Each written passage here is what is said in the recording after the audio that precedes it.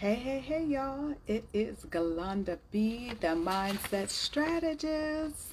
It's been a while, but I am back, y'all. Back after an extremely restful hiatus, right? So today, since you're going to come on in the room, I don't need these bugs and stuff going on. I got some extra stuff going on my screen here. Okay, there we go. Hey, today I am talking about emotional resilience. It's been a lot of stuff going on, and I figured this was a great time to talk about it. If you are new here, my name is Galanda B Lifestyle, and I am a mindset coach, and I help people with their stinking thinking and learn how to live with more joy in their daily lives. Okay, let's get right into it, because y'all know I like to keep it short and sweet. What is emotional resilience, right? You might say, y'all like to throw around these terms all the time. I don't know what you're talking about. Emotional resilience is about learning, being able to react during a critical or a stressful situation.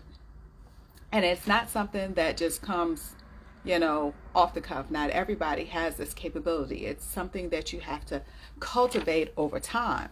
And as you build up your emotional resilience, it also builds up your emotional literacy or intelligence. Well, before you can even get to that point, you have to know what's going on with you. And that's what I want to talk about today in terms of emotional resilience.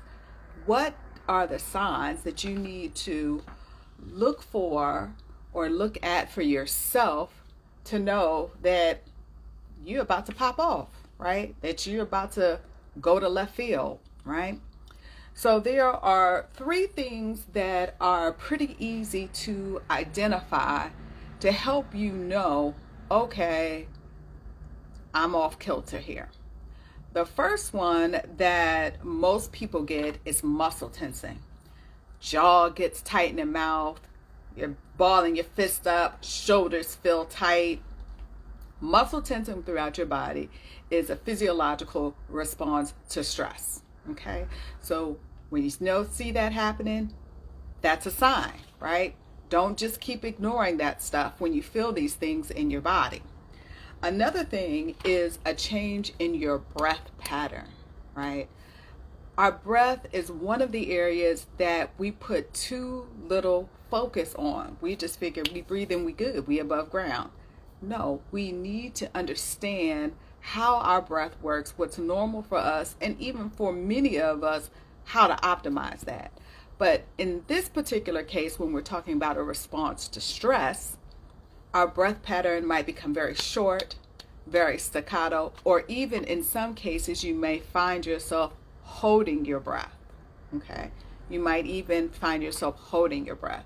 So paying attention to your breath patterns is another way to start to understand how you are responding to stress. A third area where you can notice and understand how you are responding to stress is your physical temperature.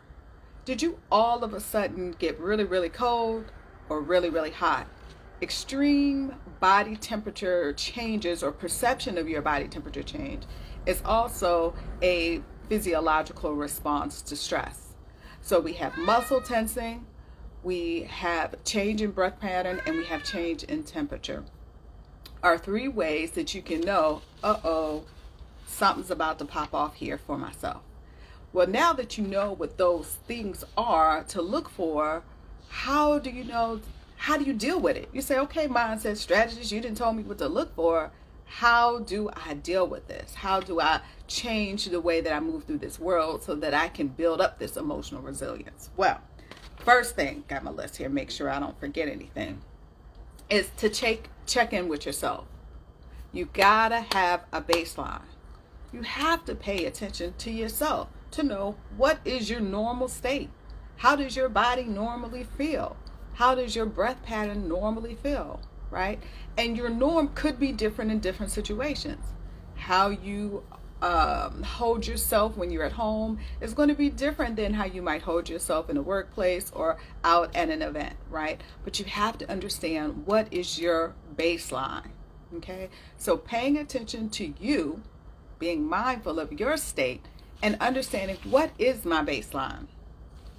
The second thing is awareness, approaching yourself with curiosity. So if you already know what your baseline is, and you're starting to feel some of the signs that I mentioned before, pay attention to that. Have an awareness about that, right? Oh, wait a minute. Normally when I'm in this situation, I feel like this. And right now, I'm feeling something different. Normally in this situation, I'm chilling, I'm cool. But right now, why am I holding my breath, right? Having an awareness of the change from your baseline, right? That's the second step. The third step is, what is your action item going to be, right? Your action item is going to depend on you putting in place some tools to mitigate the automated response, emotional or mental response to the stress that you're experiencing. You can do this in a number of ways, right? The number one, easy, no-cost way is breath work. If you notice that you are shortening in breath, you are noticing that you are holding your breath, that is the time to be intentional about your breath.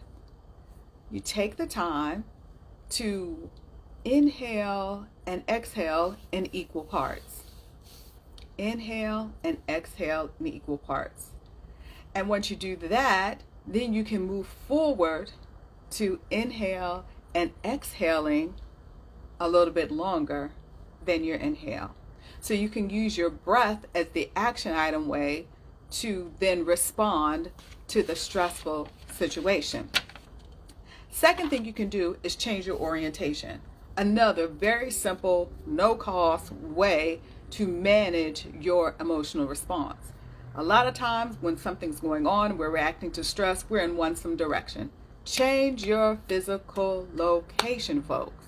And this means you might step outside, but sometimes it might be as simple as turning to the right or turning to the left, looking up or looking down.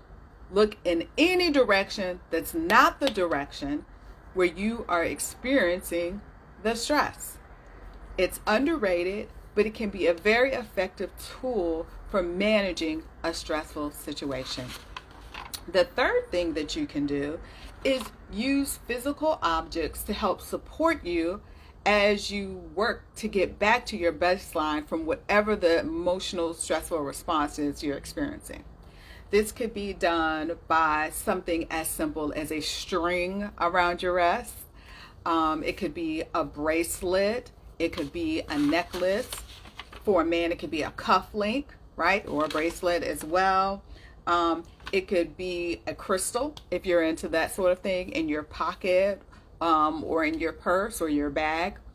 And when you feel yourself, your awareness comes into fruition that my baseline is off, you can reach for those items to remind you that you're safe, you're okay, get back to your baseline. Okay? So it's simple but not easy, right? Mindfulness gives us the practice to be able to improve our emotional resilience and our emotional literacy. So just to recap, right? What are some signs that I'm about to pop off, right? Muscle tensing, change in breath pattern, and extreme change in body temperature. How can I manage those signs when it's happening to me? Number one, understanding and knowing what your baseline is. Having an awareness that there is a shift from your baseline, right? And then having a tool for action to help support you in getting back to the baseline. Well, I hope this was helpful for you. Let me know, how do you manage stressful situations while you're in the situations? Let me know in the comments below. This is Galanda B, the Mindset Strategist, coming to you with tools to help you with your thinking and finding more joy in your daily life. Take care.